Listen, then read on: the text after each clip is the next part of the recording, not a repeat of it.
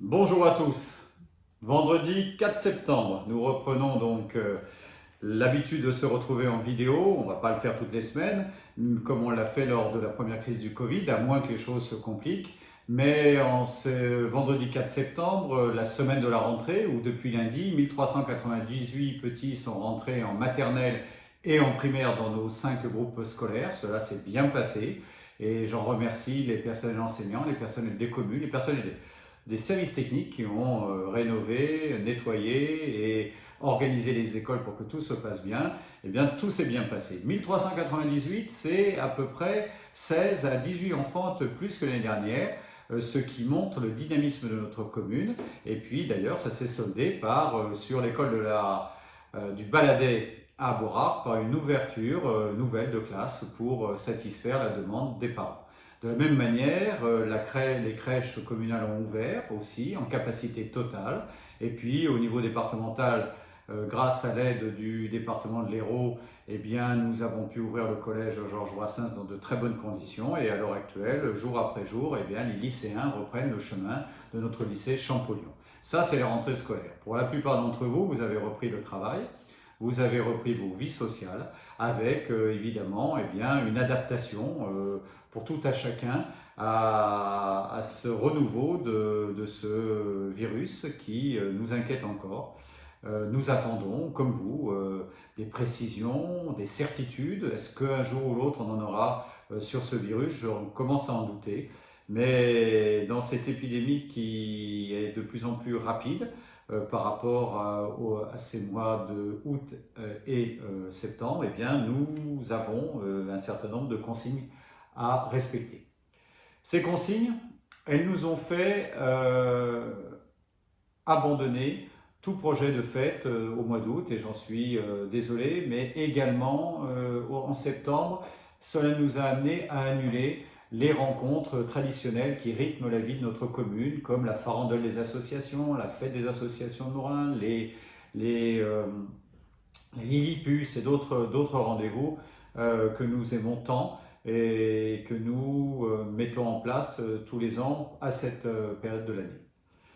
De la même manière, j'ai rencontré les présidentes et les présidents d'associations en leur rappelant que l'utilisation des équipements, en particulier les salles d'activité, quelles que soient les activités qui sont pratiquées, ne vont pas pouvoir l'être fait à la capacité totale de ces salles. En règle générale, une salle qui recevait une cinquantaine de personnes pour faire une activité physique peut en recevoir entre 20 et 25.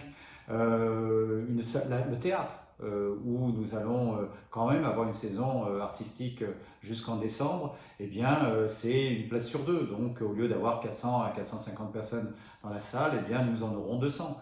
On a toutes ces contraintes-là qui font que nous n'allons pas pouvoir, les associations comme la commune, avec le service des sports auquel je pense à l'heure actuelle, eh bien nous n'allons pas pouvoir satisfaire toutes les demandes et vous offrir autant de possibilités d'activités.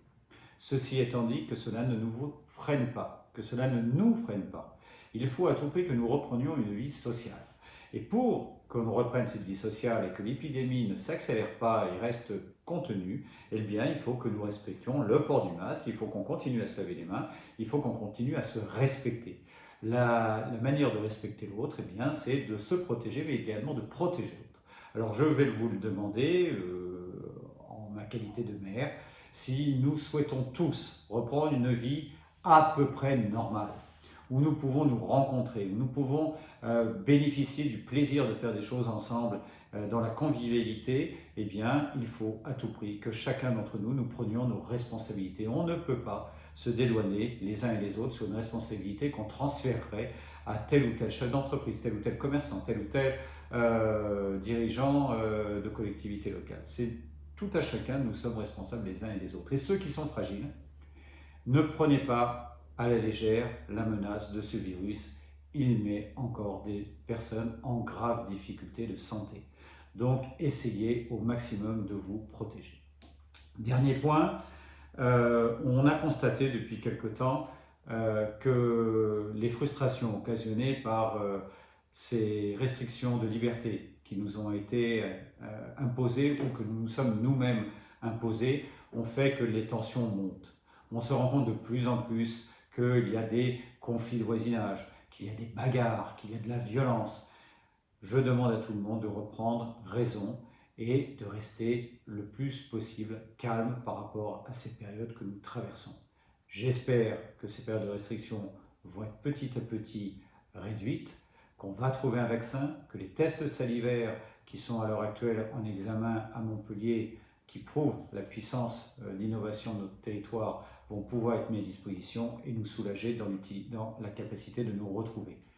Gardons l'espoir, cette vidéo est faite, excusez-moi, pour vous souhaiter une bonne rentrée, pour vous dire que nous sommes toujours là à vos côtés et que nous comptons sur vous, j'en suis sûr, nous allons nous en sortir, car à l'AT, nous avons cette capacité de savoir nous réunir et nous respecter.